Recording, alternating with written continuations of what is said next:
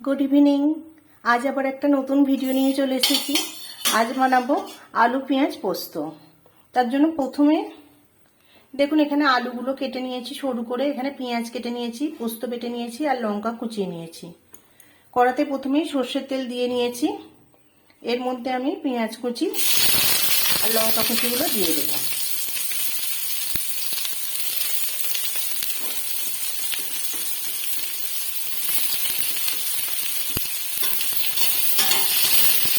আলুটাও একসাথে দিয়ে দেবো।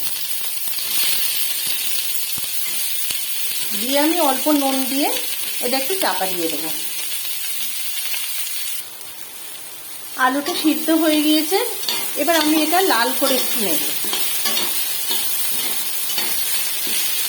তারপর শেষে পোস্ত দেব। এবার এর মধ্যে আমি পোস্ত বাটাটা দিয়ে দেবো, দিয়ে নেড়ে চেড়ে শুকনো করে নিলাম। আমি এই রান্নাটায় হলুদ ব্যবহার করিনি আর কোনো জল ব্যবহার করিনি।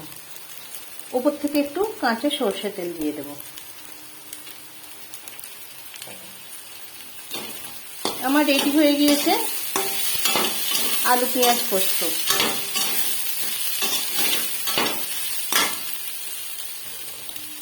আপনারাও বাড়িতে বানিয়ে দেখুন, নিশ্চয়ই ভালো লাগবে।